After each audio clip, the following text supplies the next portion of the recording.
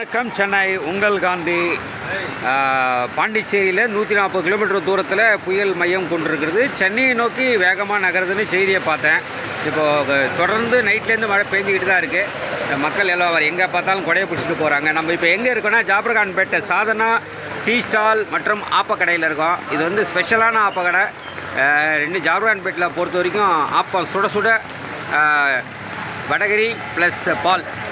Sadhana tea stall மற்றும் ஆப்பக்கடை அங்கே தான் இருக்கோம். இன்னும் நான் உள்ளே போய் பார்க்க போகிறோம். நம்ம காசி தேட்டர் அந்த ஆற்று பாலத்தில் இறங்கி நம்ம பார்க்க போகிறோம். யாருமே ரிஸ்க் எடுத்து போகாத இடங்கள்லாம் நம்ம போவோம். எப்பயுமே நம்ம சேனலோட ஸ்பெஷல் இது. இப்போ அங்கே தான் நம்ம போக போகிறோம். அதுக்கு முன்னாடி நம்ம ஜாபர்கான்பேட்டில் எப்படி இருக்குது, மக்கள் எப்படி இருக்காங்க இங்கே பாருங்கள். எல்லாம் மழையில் நனைஞ்சிக்கிட்டு ரெயின் கோட். இன்றைக்கி வேறு அமாவாசைன்னா கொஞ்சம் இயற்கையும் கொஞ்சம் விளையாடும்னு நினைக்கிறேன். பார்க்கலாம் வாங்க. தம்பி முயலா என்னன்னு தெரியல. 8 கிலோமீட்டர் வேகம். நாங்கள் இப்போ 12 கிலோமீட்டர் இன்னும் சென்னையை நோக்கி வந்துக்கிட்டு இருக்குன்னு சொல்கிறாங்க. கிட்டத்தட்ட 140 கிலோமீட்டர் தூரத்தில் பாண்டிச்சேரி பக்கத்தில் இருக்குன்றாங்க.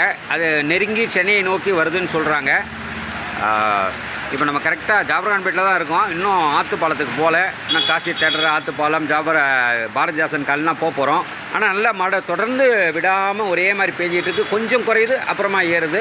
இந்த மாதிரி தான் இருந்துக்கிட்டு இருக்குது.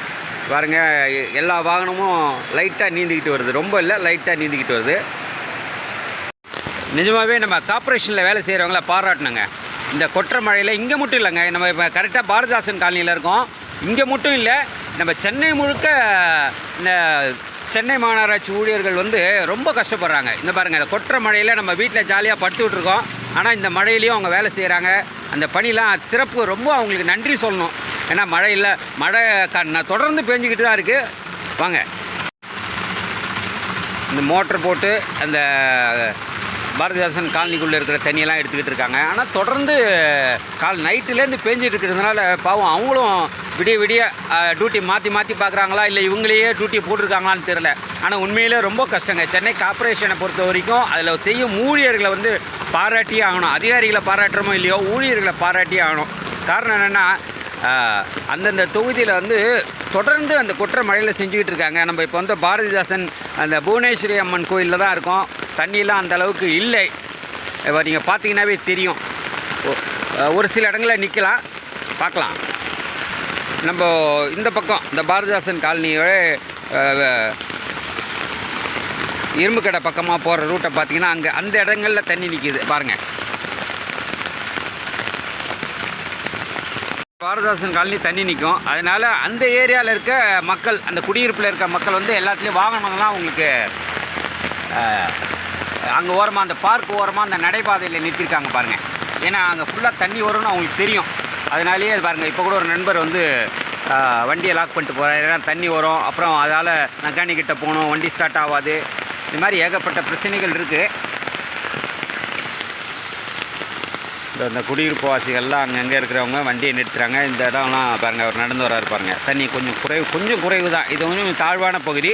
நம்ம வந்து அந்த ஆல் ஏஞ்சல் ஸ்கூலை பார்த்தோம். அந்த இடத்துல கொஞ்சம் அங்கேருந்து அந்த உணவரையும் கொஞ்சம் தண்ணி நின்றுது. அதுக்கப்புறம் இந்த பக்கம் இப்போ தாசில்தார் ஆஃபீஸு, அந்த ஆவின் அங்கே அந்த பக்கத்துலேயும் கொஞ்சம் தண்ணி நிற்கிது. ரொம்ப இல்லை, ஓரளவுக்கு நிற்கிது. இன்னும் மழை பெஞ்சிக்கிட்டே இருக்குது. இது எப்படி இருக்கும்னு தெரியல.